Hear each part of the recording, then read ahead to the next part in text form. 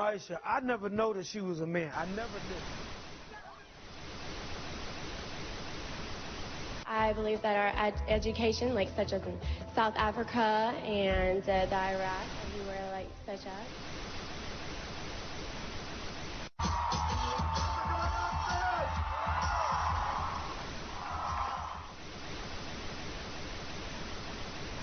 Platform 8 for the 2228 Southern service to Istanbul via Lewis.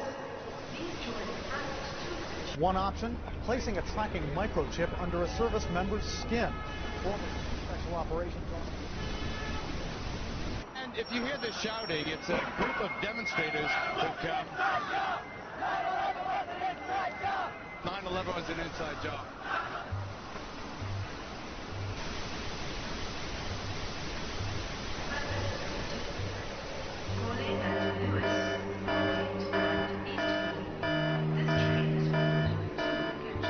It's no longer a theory. What I'm about to say is fact.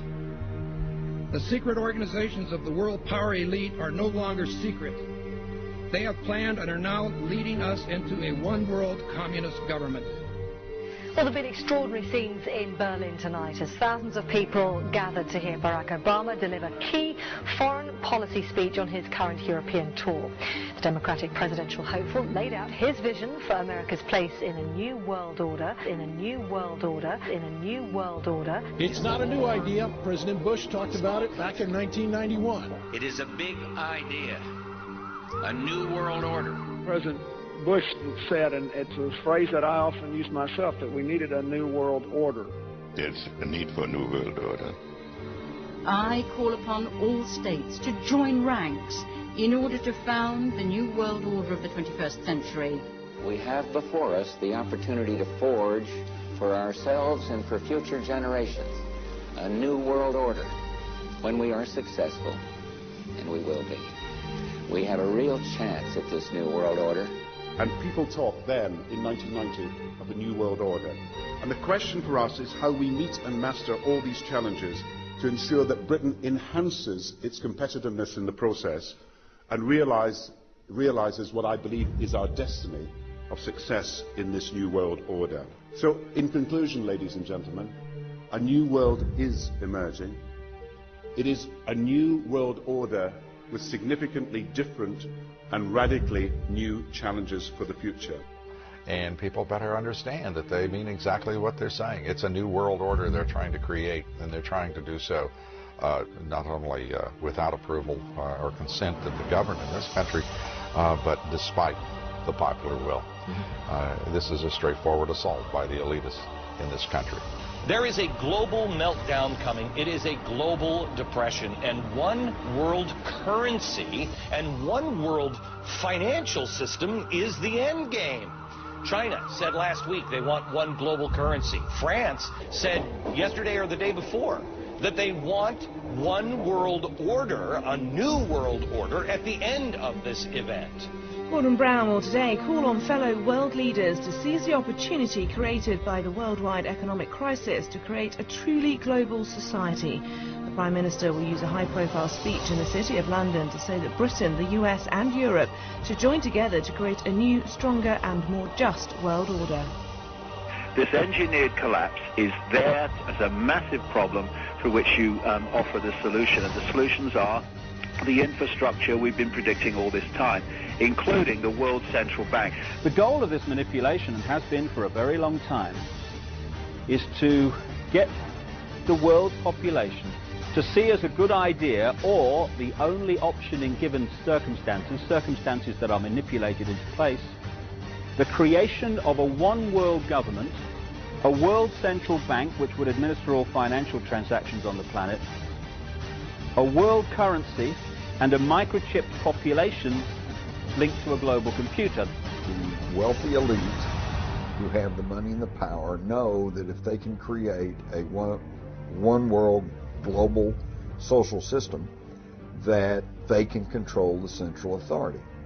In other words, world control, world domination, one of the oldest desires in the history of the world. There's a very, very clear-cut and easily identifiable system in place that puts all of these elements from media control to government control to energy control together into one apparatus working together effectively towards its final goal, which is, global control. Because of the compartmentalized pyramids that they've constructed within all these institutions of government and finance and corporations, the vast majority of people who are daily making contributions to push the world in this towards this Orwellian global state have no idea that they're doing that, because they don't know how their contributions fit in with everyone else's. Only the few at the top do. Most people don't have a clue that unelected private bankers actually control the governance of the world. There is this cozy little myth that is perpetuated between politicians and the media.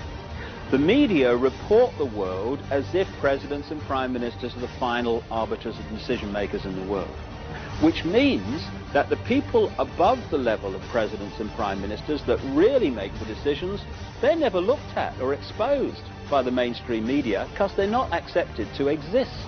The central bankers of the world are working together to create a one-world government.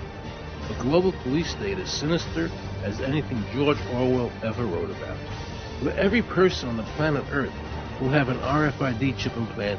It is the first implantable microchip for humans that has multiple security, financial, and healthcare applications. More than 100 law enforcement officials in Mexico are having microchips implanted in their arms. The chips allow a person to be scanned, sort of like a cereal box at the supermarket.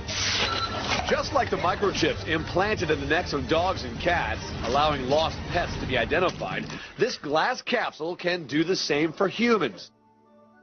A chip in everybody would be the universal monetary system par excellence, because there'd be no escape from it, and you'd be totally under the control of those who issue the electronic impulses in that chip.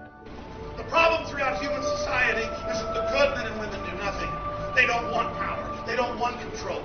They want to lead a leisurely life. They want to spend time with their family. They want to lead simple lives. But we are forced throughout society, throughout history, and throughout human time to stand up against bullies. And many times we stand up before it's too late. And we reverse the course of tyranny. And more often than not, we don't stand up in time. And horrible things have to happen first. So decadent societies learn why liberty and freedom is so precious. If you think you don't like the situation now, then think what you're going to face a little way down the road. And more than anything, think of what your children are going to have to face. Because you think we live in a controlled society now, this is nothing compared with what they are going to have to live in. So in terms of parents who are listening to this information, I would say this: go and look your children in the eyes and tell them that you can't be bothered, or you're too frightened to do anything about it. You're too frightened to get involved, too frightened to get involved in being another conduit for getting this information further and further expanded into the public mind, that you're too frightened to get together with others to stop cooperating with this system and to not be intimidated into coming into line, which is a bit like coming into line in a concentration camp and thinking it will be okay. As long as you stay in line and you do as you're told, you'll be fine. And then you realize at the end of it, well, actually, it ain't fine. And if you'd have all rebelled earlier, then you wouldn't be in the situation you're facing now. The point of mathematics alone ought to let us see where the real power is here. There are billions of people, 6 billion, nearly getting on to 7 billion on this planet, who are being manipulated. There are, in full knowledge of what they're doing, a relative handful of those who are doing the manipulating to the end that we're talking about. They think they've beaten us. They think that they're going to have their way with us. And I'm here to tell them they're not going to have their way with us. We are going to defeat them. You guys aren't going to be able to get away with your New World Order, sir. Talk about Bill. You know what New World Order is. You will never get a New World Order. Never. National sovereignty will prevail. The New World Order is going down, sir. You can laugh. Wake up, people. Wake up. Research the New World Order. This is important. Look it up. Investigate it. Your New World Order will fall. Humanity will defeat you.